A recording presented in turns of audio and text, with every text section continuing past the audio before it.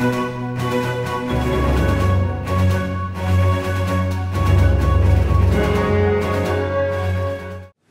le député, merci de vous être dérangé.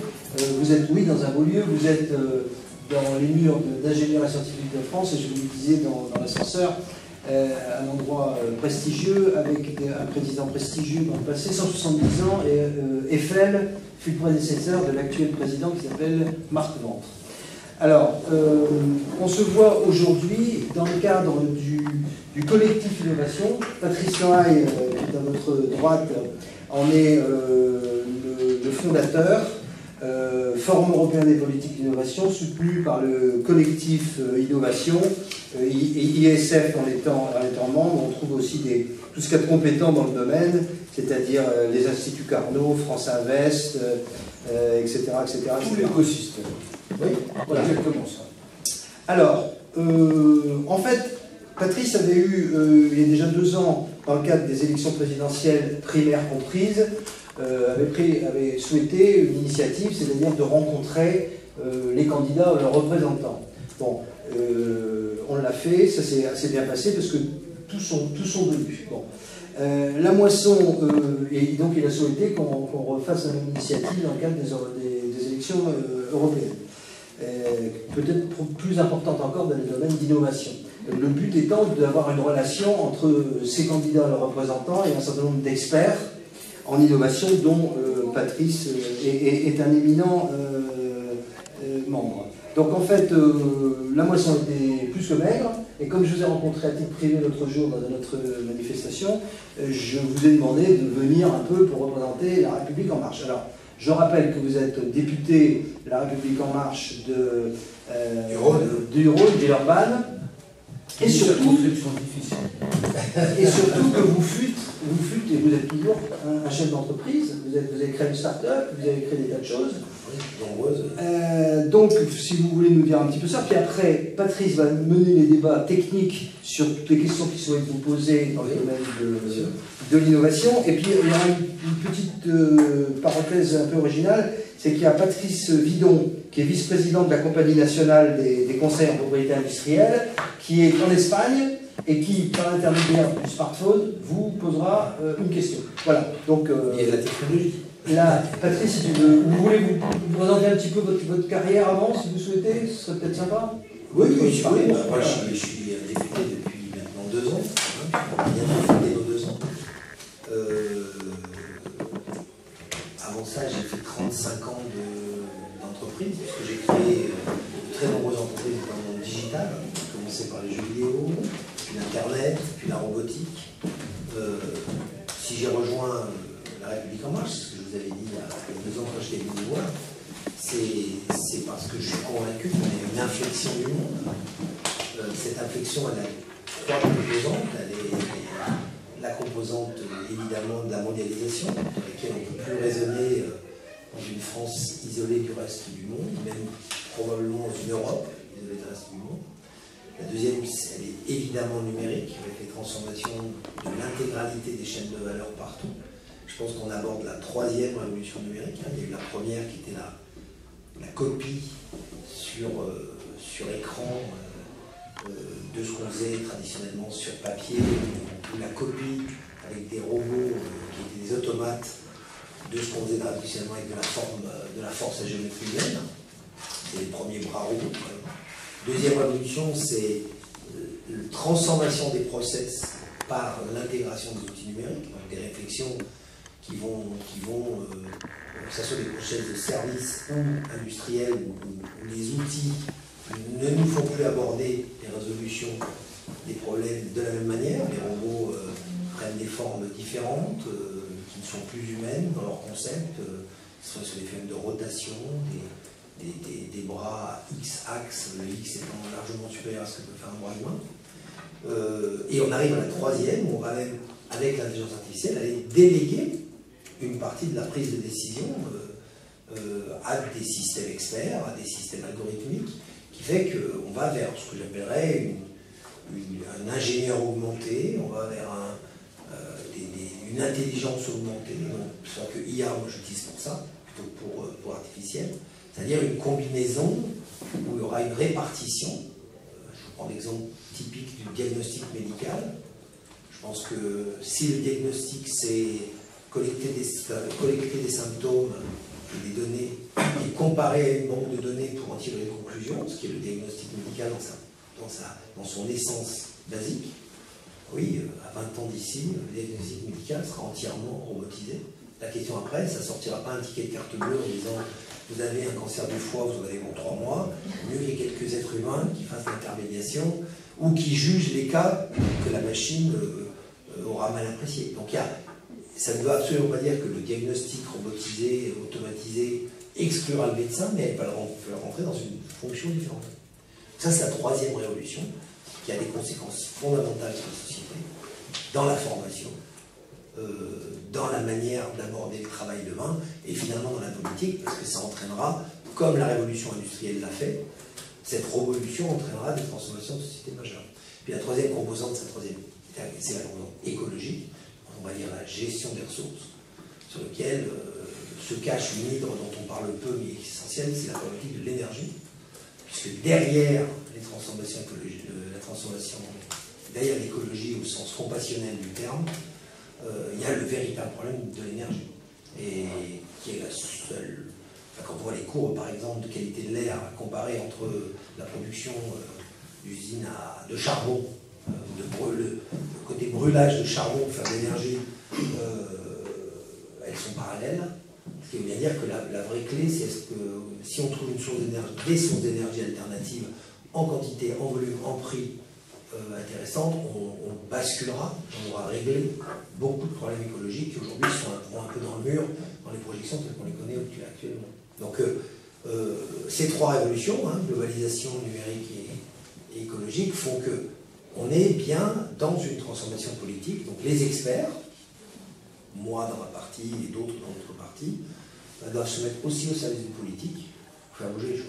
Alors justement, qu'est-ce qui, sur ce sujet particulier de la réponse aux grands problèmes économiques et technologiques, quelle est la réponse structurelle, ou le début de réponse structurelle qui a été apporté?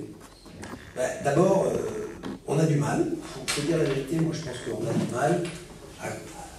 On a du mal parce qu'on aborde ces problèmes-là sous un angle électoraliste et politique. On est dans une espèce d'analyse un peu compassionnelle de la situation. C'est ce que je dis souvent, l'écologie, c'est plus un cas de conscience qu'un cas de confiance en la science. J'aimerais mieux que ce soit un cas de confiance, parce que je pense qu'au bout de la route, c'est quand même la science qui va régler les problèmes. Et la complexité est telle que, vous voyez, on avait tout à l'heure un débat en commission des affaires économiques sur l'hydrogène. Est-ce que c'est une source intéressante ou pas, politiquement, à soutenir? C'était ça le sujet. Pas scientifiquement, politiquement. Ouais. Vous avez le grand débat de oui, mais la batterie, finalement, c'est un polluant important. Oui, mais on ne sait pas produire de l'hydrogène en volume et en prix qui ne soient pas décarbonés. Et donc, les arbitrages politiques sont... Qu'est-ce qu'on fait? On choisit de continuer à que ce soit l'économie de marché qui régule l'énergie. Vraie question. Quelqu'un vous rassure, le pétrole et le gaz et les centrales à charbon doivent rester en place, il ne faut pas se poser la question. Est-ce qu'au contraire, on va dans la deep tech, dans des technologies très avancées, type, je dis n'importe quoi, fusion froide, avec des horizons à 30 ans, en disant en attendant, on aura X générations sacrifiées, on verra bien. Au risque de perdre d'ailleurs cette dynamique pour des raisons, cette fois-ci, de gilets jaunes de l'énergie qui sont au coin de la rue et qui diront on ne va pas accepter d'avoir une terre polluée pendant 30 ans, le temps que les scientifiques veulent bien se donner la peine de trouver, parce que c'est comme ça que c'est perçu. Regardez ce qui se passe autour de l'EPR, par exemple, c'est un vrai sujet. Évidemment que l'EPR, c'est d'une telle complexité que monsieur politique lambda ne comprend pas les retards, ne comprend pas le prix, ne comprend pas ce travail de chercheur, en fait, encore, qui a été un peu survendu, à mon avis. Donc, quand vous dites ça, d'abord, la prise de conscience sur des problèmes complexes qu'on ne résout pas par des coups de phrase, des slogans ou de l'idéologie, c'est l'étape 1. C'est la plus dure, en fait. C'est celle dans laquelle on est aujourd'hui. On est prisonnier d'un discours d'opposition qui nous dit « il n'y a qu'un faucon », et la réalité de l'exécution qui dit « ah non, c'est pas il n'y a qu'un faucon, on n'a pas de solution ». Aujourd'hui, Nous n'avons pas, on a fixé des objectifs très ambitieux, à 2050, 50% de nucléaire et le reste en énergie renouvelable. Rien que déjà ça, c'est une ambition dingue en termes de projection de ce qu'on connaît. Excluant toute considération idéologique, je viens juste sur le plan pratique. Les gens en France ne voudront pas qu'on coupe l'électricité 5 heures par jour, donc il va même falloir qu'on le gère. Donc ça, c'est un point important. Deuxièmement, il y a beaucoup de lobbies sur la racine du mal. Où est la racine? C'est une vraie question. En gros, où est-ce qu'on met les priorités budgétaires? Et tout le monde va s'évertuer à vous expliquer que le diesel aujourd'hui, c'est une erreur, parce que finalement, ça pollue beaucoup moins qu'avant. Il n'y a pas de raison de changer. Ce qui est vrai. Ce qui est vrai. Virgule, la chaîne de diesel, si vous l'alimentez depuis le départ, il faut continuer à faire les exploitations d'hydrocarbures, il faut continuer à faire du cracking, il faut continuer à... etc. Et donc, vous maintenez un système, au lieu de dire, non, je vais aller vers une économie décarbonée. Donc, il y a une volonté politique qui s'est affinée, pour répondre à votre question. Il y a une prise de conscience de la complexité qui est illisible. Illisible, on l'a vu sur la taxe carbone, on l'a vu avec la réaction des Gilets jaunes, c'est illisible pour les gens. On a réussi à peine à en effleurer la surface sur l'alimentation. Les gens commencent à avoir une modification de leurs attitudes de consommation, je ne sais pas, par instinct de survie probablement, je ne sais pas pourquoi. L'instinct de survie n'étant pas quelque chose de considéré dans le confort. Il y a cette notion de confort. Les gens le lisent comme un acquis, donc c'est compliqué. Et surtout, ils le lisent comme extérieur à eux. C'est pas mon problème. Quand je paye mes impôts, monsieur, je paye mon électricité. Quand j'appuie sur l'interrupteur, ça doit le faire. Donc, difficile psychologiquement d'expliquer. Moi, je pense qu'on pourrait faire, hein, pédagogiquement, on va faire une journée sans nucléaire en France, en équivalent. Puis on va voir ce que ça donne. Puis les gens vont comprendre que j'allume, je rentre chez moi, j'appuie sur l'interrupteur. Ah, bah oui, on est désolé, mais là, on n'a pas pu alimenter. On est désolé, mais on n'a pas pu. Les machines vont s'arrêter de tourner dans les usines. Un petit peu quand on coupe l'eau froide en bas de chez soi, c'est là qu'on comprend qu'il y a un système d'eau. Moi, ça m'est arrivé hier. Il y a eu un problème de rupture de canalisation en bas de chez moi, il n'y avait plus d'eau. Plus d'eau, c'est pas de douche, c'est pas bien que les pâtes. J'étais comme un imbécile en me disant merde, qu'est-ce qu'on fait? Et je pense que cette prise de conscience, elle est absolument pas dans la population. Donc, l'étape la plus compliquée, c'est la tristesse d'aujourd'hui, avec tout le respect bien évidemment que je vous dois, c'est de dire il faut parler aux scientifiques, il faut parler aux ingénieurs, il faut relayer des messages complexes, et qu'aucun parti politique se présente devant vous à parler. Aucun politique même qui va raisonner stupidement en disant ouais, je vais pas aller dans un machin qui a 170 ans, c'est sympa, mais on a quand même d'autres choses à faire, et il vaut mieux qu'on aille parler à la télé de je sais pas quoi, comme je vais le faire tout à l'heure, mécaniquement, parce qu'on se dit c'est une audience plus facile à capter. Et ça, c'est un drame. Donc politiquement, le message pour moi, il est de dire il faut remettre la science au centre du jeu. Il faut remettre la science au centre du jeu. Et c'est inaudible par les gens qui considèrent, qui ont perdu leur confiance dans la science. On a un problème de confiance en la science. Mais on a même, c'est pire que ça. On n'a pas un problème de confiance en la science, on a un problème de défiance envers la science. On a même retourné la chaussette parce qu'on assimile la science au capitalisme. Les grandes recherches de chimie, on dit c'était pour que les hommes du textile puissent faire de la teinture.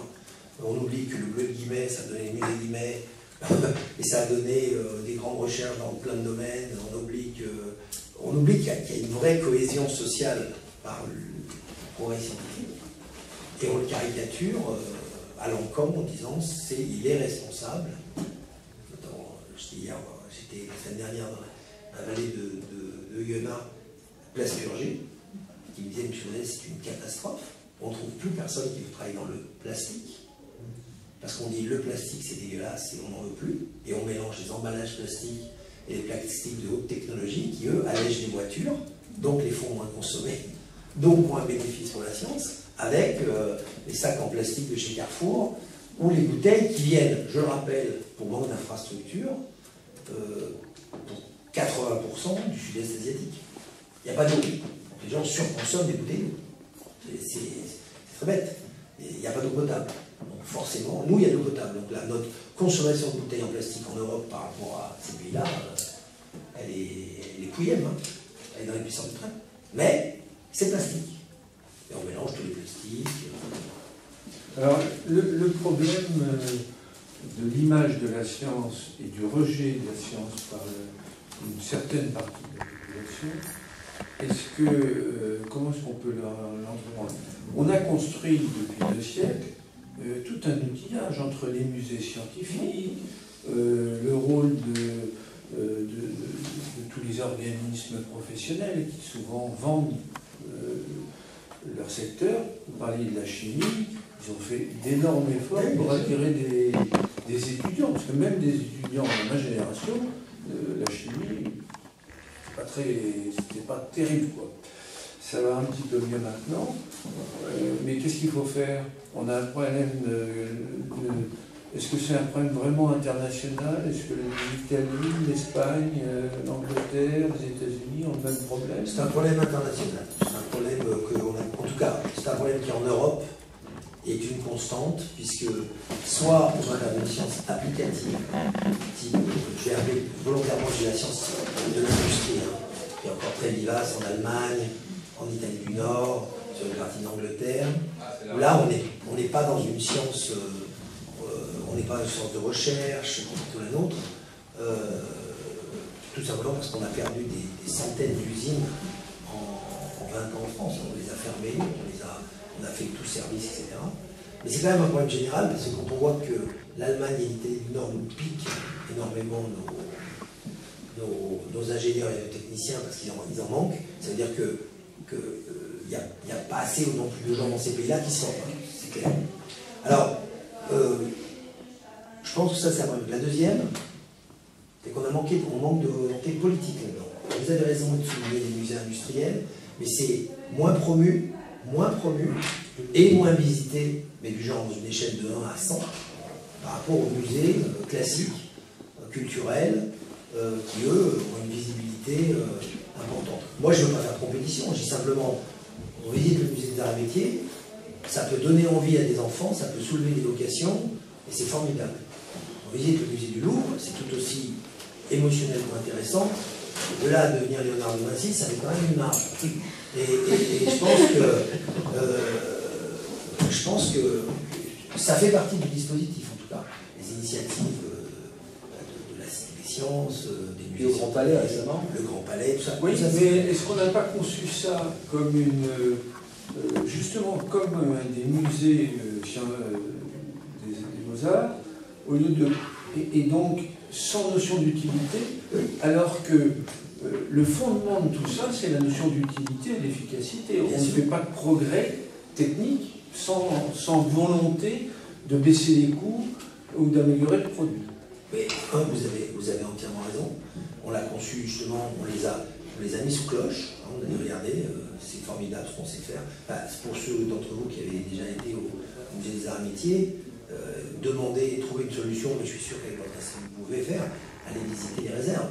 En fait, c'est incroyable. C'est incroyable. Vous avez des trucs incroyables. Le musée de Polytechnique, récemment, a discuté avec une conférence, on a parlé avec la personne qui l'animait. C'est pareil, il y a des objets scientifiques un peu référents, un peu magiques, de chercheurs, etc. Vous avez raison, ça c'est une sous-couche. Après, il faut avoir un discours scientifique répété, pédagogiquement répété sur la science, qu'on n'a plus. On vous parle des sciences, encore une fois, dans leur aspect pic de l'iceberg, le changement climatique, le machin, le bidule, les glaciers, les trucs. Mais dans la réalité, on ne va pas au fond de la problématique scientifique. Vous savez, moi, mes enfants, ils sont très jeunes, j'ai 2 petites filles qui ont 7 et 8 ans, donc vraiment des toutes petites. Et elles adorent l'émission C'est pas sorcier. Voilà. Je pense que les médias traditionnels s'arrêtent à C'est pas sorcier. Puis après, ça devient barbant, la science. Ça devient barbant, ça devient scolaire, ça devient lourdingue. On pourrait créer des dynamiques médias autour de la science, ça me semblerait une piste intéressante. Mais même au-delà de ça, il faut que le discours politique. Moi, j'avais proposé, j'ai perdu, et ça ne se fera pas, en tout cas pas sous cette mandature. J'ai proposé qu'une des commissions de l'Assemblée nationale, commission, et non pas office, parce qu'on a l'office, soit une commission scientifique et technologique. Pourquoi? Parce que je voulais que cette commission scientifique et technologique soit rapporteur pour avis dans certaines lois. Qu'est-ce que c'est qu'un rapporteur pour avis? Ça veut dire qu'on a une intervention sur la loi elle-même. Donc on a un pouvoir d'amendement. Pourquoi? Parce que quand vous faites la loi, l'homme sur la mobilité, c'est de la science. Il y a de la science, de la mobilité dedans. Quand vous faites la loi Egalim sur l'alimentation, il y a de la biologie, mais il y a de la science. Quand vous faites la loi sur l'énergie qu'on est en train de préparer, sur l'arrêt des centrales à charbon, la rénovation énergétique, etc., il y a de la science. Quand vous faites la loi bioéthique, il y a de la science, etc. C'est-à-dire qu'au bout d'un moment, vous vous rendez compte que dans notre monde moderne, si vous n'avez pas à l'Assemblée nationale des gens qui dépassent le statut d'observateur, ce que fait l'Office, on fait des sup, d'ailleurs, c'est parmi les meilleurs rapports que j'ai jamais eu de ma vie, objectivement, les rapports de On parle de l'Office parlementaire des choses scientifiques et techniques, oui, bien sûr, ou d'ailleurs je précise que grâce à Patrice, il y a quelques années déjà, on avait été task force pour une réflexion, une commission d'ailleurs, sur le principe de précaution, le principe d'innovation. Et on précise aussi pour l'auditeur que actuellement c'est Cédric Villani qui est le vice-président. Oui, absolument, absolument. Et avec Longuet comme président.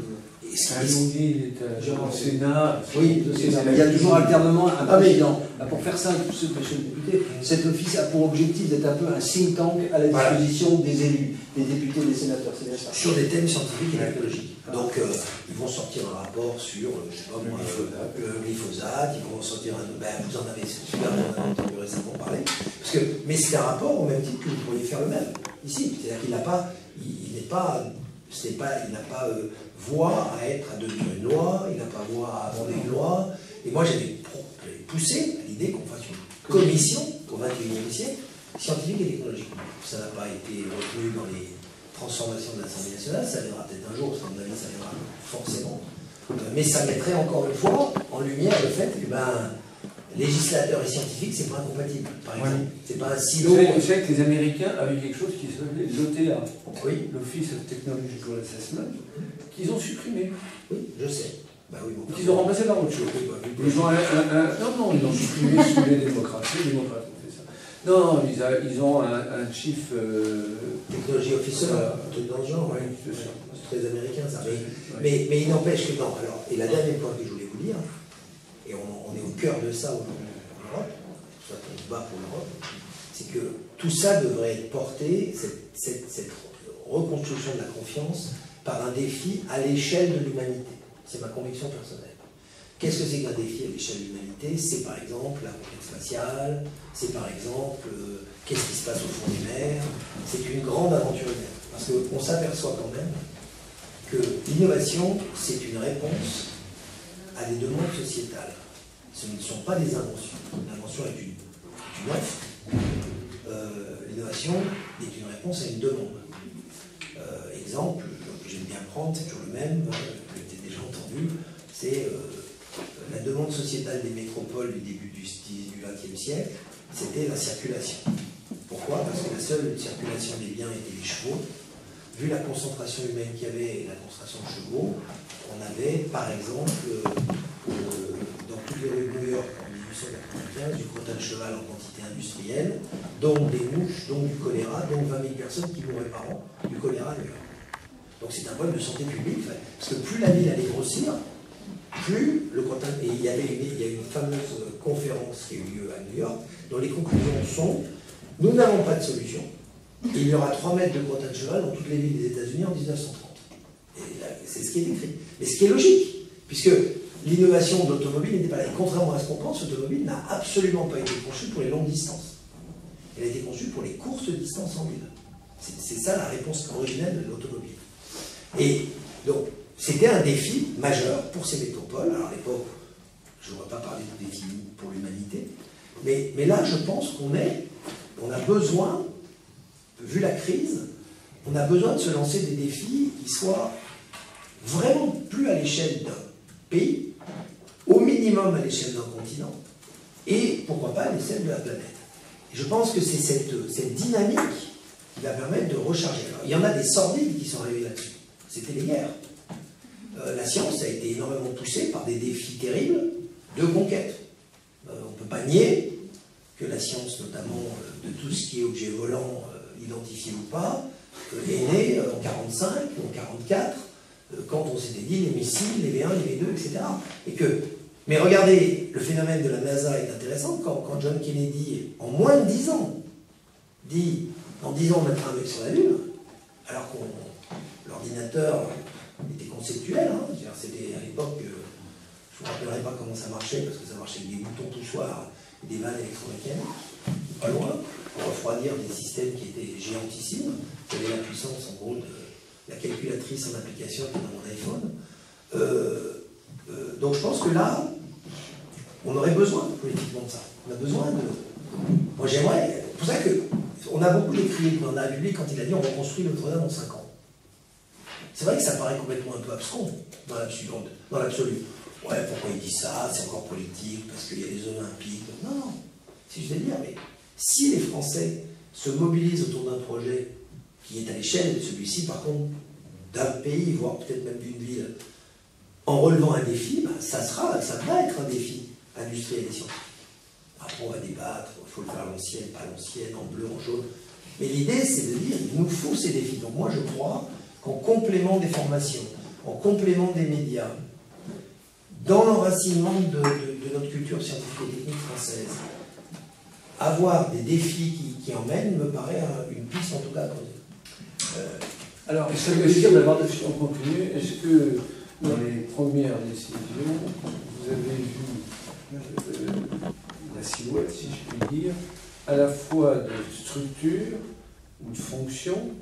Par exemple, on avait parlé d'ARPA et d'autres concepts comme ça. Ou est-ce que, en France comme en Europe, pour l'instant, on ne sait faire qu'une chose, c'est faire de la recherche? Je vous répondrai que malheureusement, à l'heure où nous parlons, c'est-à-dire au bout de 24 mois, l'honnêteté me force à vous dire qu'il n'y a pas eu d'inflexion majeure. Mais l'initiative que j'ai conduite pour le Premier ministre de Territoire d'Industrie, à savoir de réidentifier en gros 150 territoires en France sur lesquels on veut redonner un tissu, un maillage industriel, m'a quand même démontré que la néo-industrie, moi je déteste dire l'industrie 4.0, l'industrie de demain, elle est quand même en souche dans beaucoup d'endroits en France.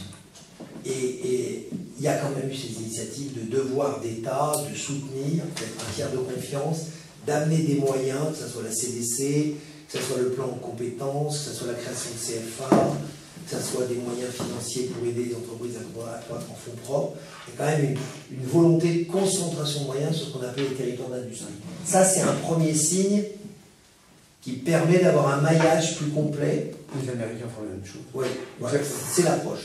Alors après, est-ce que l'arbitrage n'impose pas des règles complexes dans notre pays sur qu'est-ce qu'on fait pour la dépendance, qu'est-ce qu'on fait pour la sécurité sociale, qu'est-ce qu'on fait pour d'autres. Il y a une alchimie un peu complexe sur laquelle les lignes de force ne sont pas encore tirées de façon claire, de mon point de vue, à commencer par, c'est pas moi, je ne suis pas dans l'exécutif, hein, je n'ai pas mon mot à dire, enfin, je recréerai quand même un véritable ministère de l'Industrie en tant que tel. Mais bon, on a un secrétaire d'État, Agnès Pannier-Runacher est une femme remarquable, elle connaît son métier, elle y croit, elle avance, mais elle dépend quand même de Bercy et que donc elle passe par les fourches codines de la technocratie qui fait qu'elle n'a peut-être pas le degré de liberté qu'elle devrait théoriquement, à mon avis, avoir dans une volonté. Mais ça, c'est, je le dis en loyauté vis-à-vis du gouvernement, je dis juste que le choix d'arbitrage est complexe. C'est très intéressant toute cette hauteur de vue. Et si on revient à la campagne qui est quand même un peu plus décevante en tant qu'auditeur, d'une façon très générale, toutes listes confondues, et si on fait le lien avec le programme actuel, qu'est-ce que vous voyez comme choses intéressantes qui sont mises en avant? Vous avez aujourd'hui un certain nombre de groupes dans le Parlement européen, c'est le PPE, vous avez le VSD, pour faire caricatural, l'un est plus libéral, l'autre est plus social, gauche-droite, pour faire simple. Et puis, vous avez en position centrale un certain nombre de groupes, certains complètement isolés avec quelques personnages qui n'ont pas d'impact, puis un groupe qui s'appelle l'ALDE, qui est un groupe libéral et démocrate, qui ressemble dans sa nature à ce droite-gauche que soutient En Marche. La décision qui a été prise par Emmanuel Macron, c'est de dire, nous allons créer un nouveau groupe, non pas en plus, mais en substitution de l'ALDE. Donc l'ALDE s'est dissous.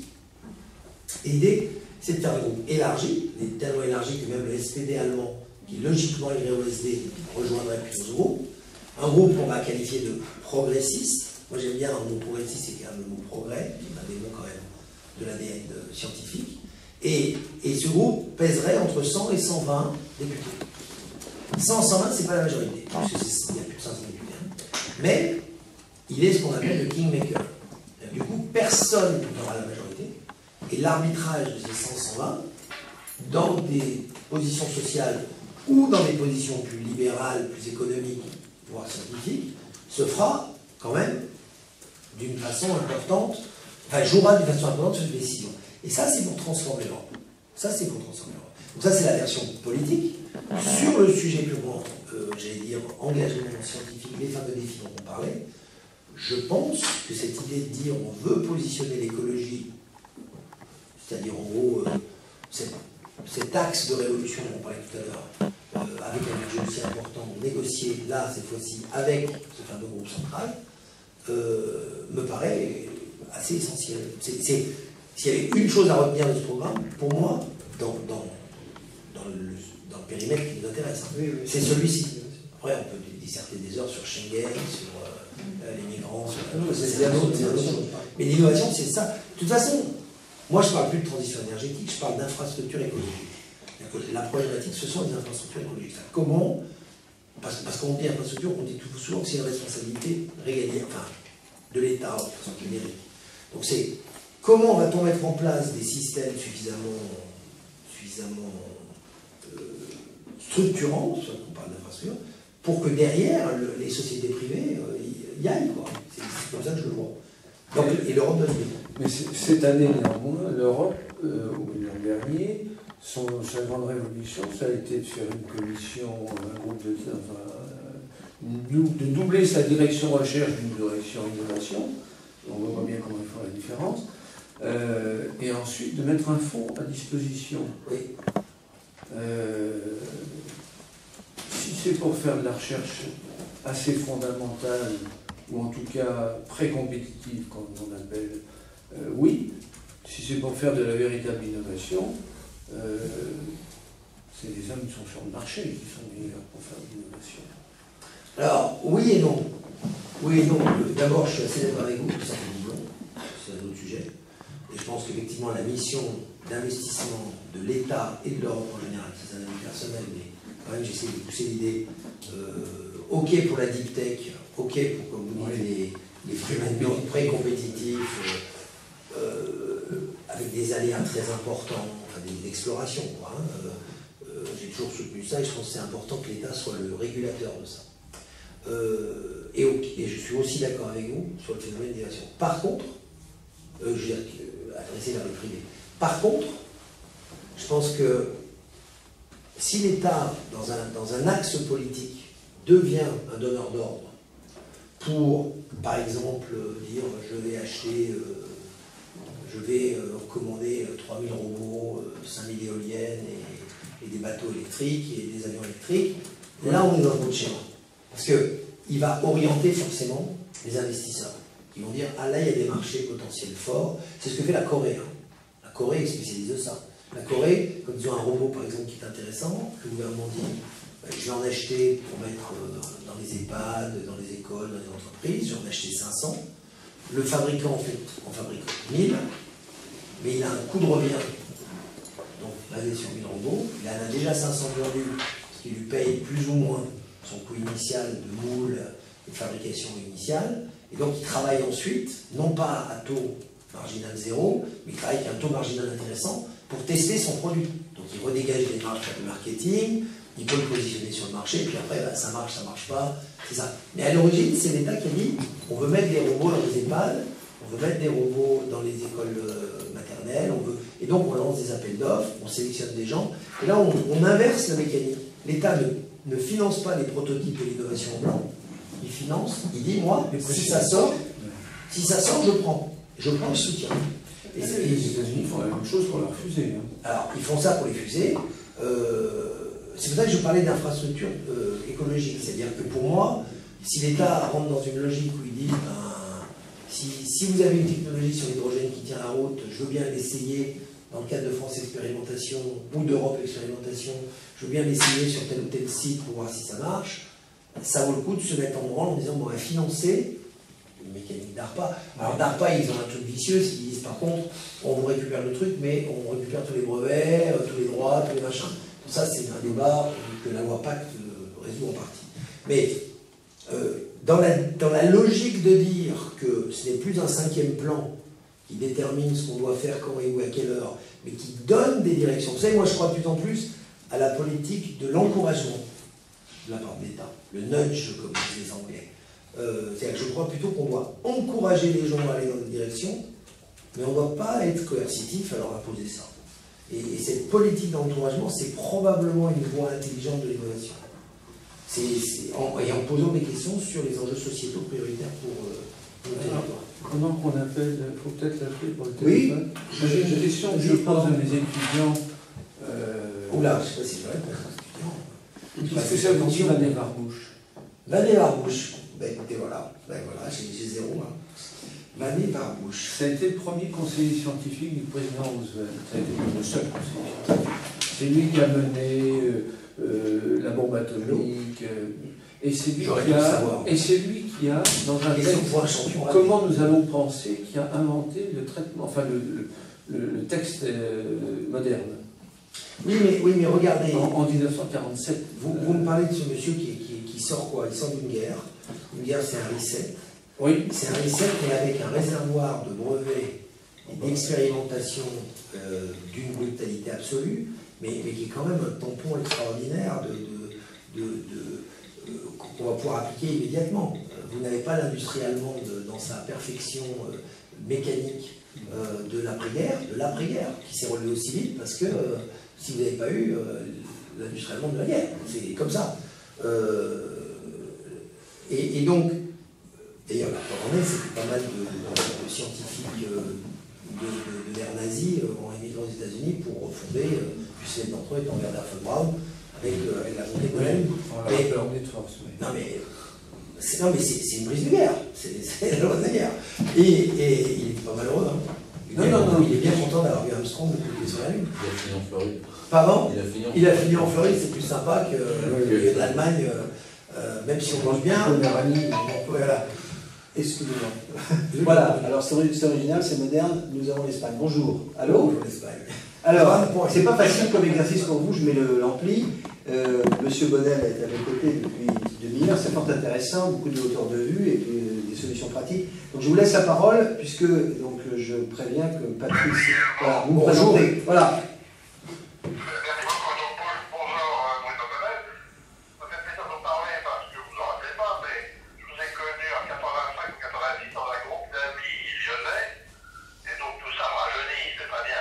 Je me souviens des leçons de vie audacieuses et fraternelles que vous nous donniez à l'époque. Ah, j'étais naïf à l'époque, hein. Alors, je représente la compagnie nationale des concerts propriétaires industriels, les conseillers en brevet d'invention. Oui. Dont j'ai été président dans le temps, président européen aussi, et maintenant vice-président. On soutient évidemment le collectif innovation, tout le travail qui est fait par Patrice, par Christophe, etc. Pour nous, c'est extrêmement important, et je les remercie d'ailleurs qui nous donnent l'occasion de discuter. Moi, je voudrais juste faire deux remarques et poser deux questions.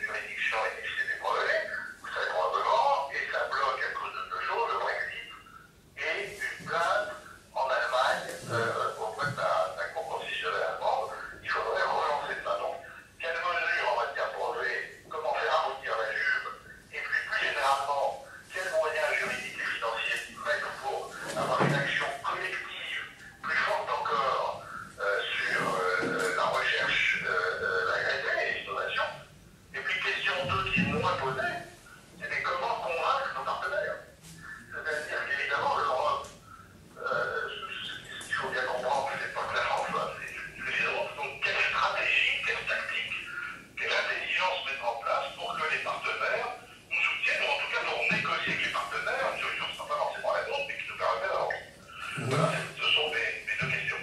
Eh ben, je vais essayer de faire diligence. J'ai pas été bon sur la dernière question, je vous le dis tout de suite. Je ne savais pas qui était M. Vermuche, mais je vais essayer d'être meilleur là.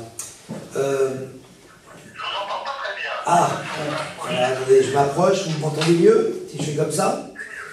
Les moyens artisanaux. Bon, ben là, on est. Je vous prie à nouveau de m'excuser de ne pas être présent. Non, non, mais il n'y a pas de problème. Alors écoutez, pour votre première question, on vient de voter récemment une loi qui est la loi Pacte, dans laquelle il y a tout un pan de la loi qui est sur les brevets, l'accès aux brevets, la manière, leur qualité pour que.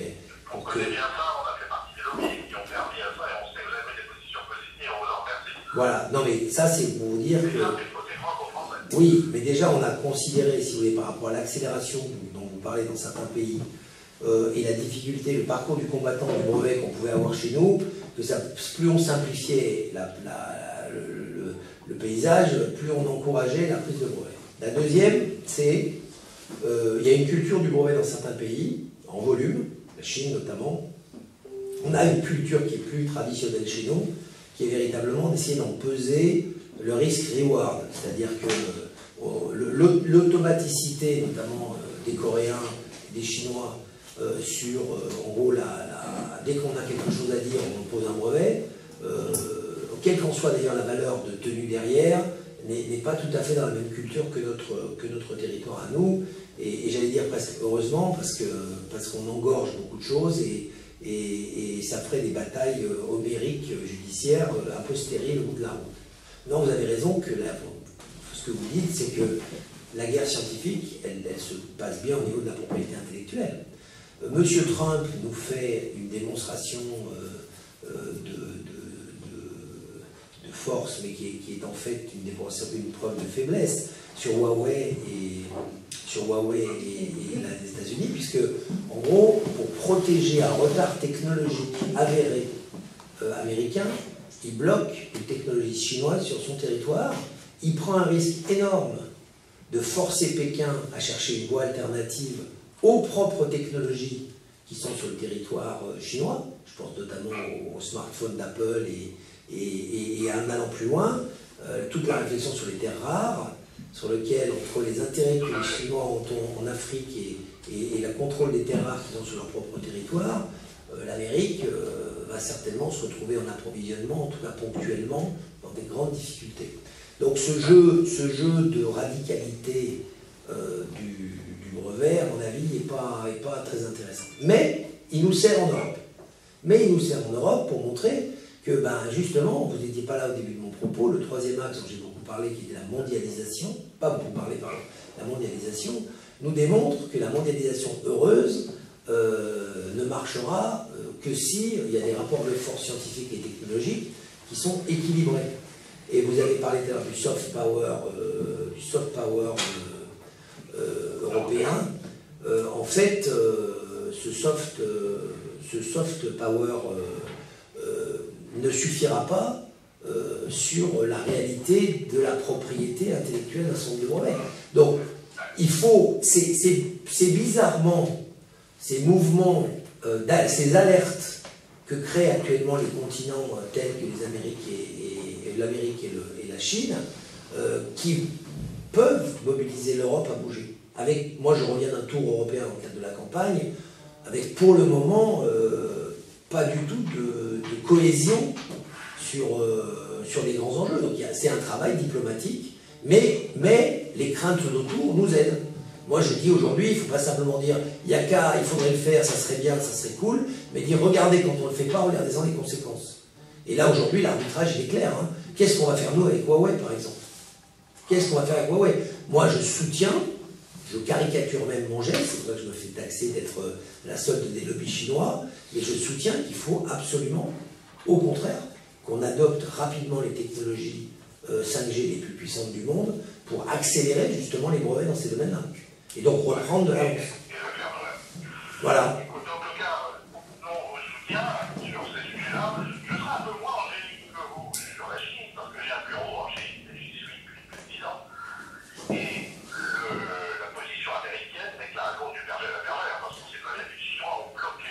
Oui. Ont bloqué un certain nombre Et moi, je crois aussi qu'il n'y a qu'une manière un peu forte, je suis absolument pas trumpiste, mais je crois qu'il faut aussi poser des actes, et je pense que c'est deux sujets différents. Regardez, ils ont bloqué Google, comme vous dites, et ils ont bloqué un certain nombre d'autres choses, mais ils ont développé à côté des technologies qui sont tout aussi performantes. Mais ça veut dire qu'en fait, c'est deux choses différentes. Qu'il y ait une guerre commerciale, moi je trouve que malheureusement, dans le système dans lequel nous vivons, c'est entre guillemets de bonne guerre, c'est tant qu'il y ait de bonne guerre. Qu'il y ait une guerre dans une idée de ralentir le progrès scientifique, pour redonner des espaces, fermer des marchés importants, pour pouvoir finalement dénormaliser cette mondialisation, ça me paraît plus sérieux, et l'Europe là-dedans a intérêt de s'organiser, parce que les batailles sont continentales. Donc qu'est-ce qu'on fait nous en Europe? Soit on lance avec Ericsson et Nokia un plan 5G ambitieux, financé par tous les États, et on accélère le développement et tout. Je pense que c'est pas réaliste, parce qu'on est quand même dans un système public, dans un système privé, pardon, sur lequel l'intervention des États est complexe. Soit on est quand même obligé d'adopter la meilleure technologie pour rattraper, pour faire un saut quantique aux technologies qu'on développe actuellement chez nous. Et j'ai pas du tout d'angélisme, hein, c'est au contraire du pragmatisme absolu. C'est si les Américains ne veulent pas de Huawei parce que la 5G, la leur, est moins performante que celle de Huawei, bah prenons l'outil le plus performant et inventons la 6G, mais en attendant, déposons les brevets sur la 5G. C'est ça mon approche. Bon, bah écoutez, en tout cas, merci une fois de temps mobilisé. Ce que je veux dire, c'est vous êtes un entrepreneur, vous êtes aussi un concret. Il existe un outil, une convention qui a été signée, qui est celle de la juridiction des brevets militaires. On a mis 20 ans à la signer, à ratifier. On est prêt à vous aider si votre formation veut pousser les choses. D'ailleurs, au niveau français, on le fait, on a la chancellerie, on le fait dans l'industrie. Si c'est un sujet qui vous intéresse vous personnellement, si vous pensez que ça peut intéresser quelqu'un de votre formation, on a déjà un nombre de contacts, on vous enverra des éléments, on passera le temps qu'il faut. Donc, sur ce premier sujet concret, il faudrait qu'on avance, parce que ça c'est une bonne idée. Un domaine unique. Et par ailleurs, la compagnie soutient toutes les actions que le collectif a faites sur l'Europe de l'innovation, le fonctionnement, l'entrepreneuriat, et donc des mesures concrètes qu'on pourrait proposer. La France est reconnue pour être à l'initiative depuis quelque temps, c'est ce qu'on dit, les Allemands sont obligés de parler de nos propositions, mais c'est l'empêchement du genre. Continuer à faire ces propositions, nous on soutient le collectif pour que ces propositions concrètes aillent dans le sens de ce qu'on a proposé. Eh bien écoutez, on soutiendra ces actions. Merci beaucoup. Au revoir. Merci Patrice. À bientôt. Alors, bon, J'ai pas vu qu'il avait pris 30 ans. un mot de conclusion, ou Patrice, tu veux reposer d'autres questions? Vous voulez intervenir? Une question. Je voudrais juste public, pardon. rebondir justement sur la dernière intervention qu'on a eue de la personne en ligne là. Au début de votre discours, vous parliez de l'aide que les politiques pouvaient apporter aux scientifiques. Et moi, je voudrais rebondir justement sur sa dernière intervention, sur l'aide que les ingénieurs et scientifiques en général peuvent apporter aux politiques, parce qu'on voit toujours l'aide dans le mauvais sens, à mon avis. Parce que nous, on a plein de propositions, on a des travaux qu'on a présentés sur plein de sujets.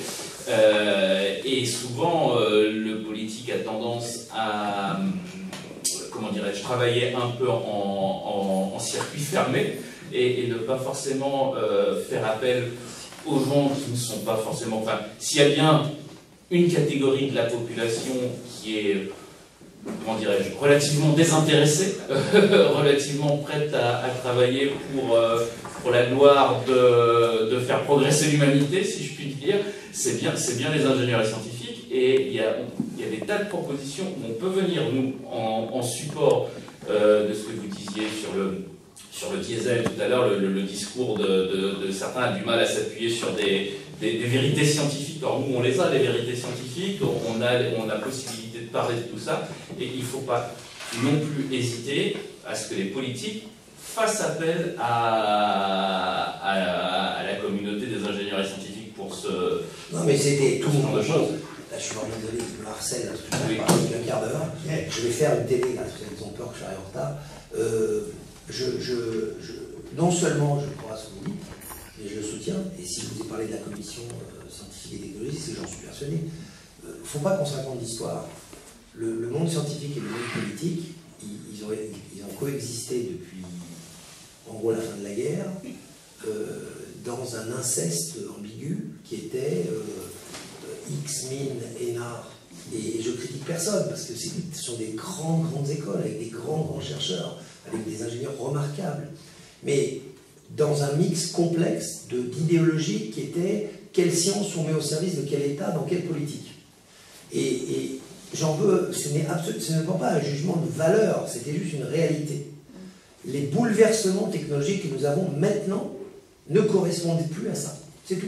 Donc il faut changer ce rapport. Il faut juste le changer.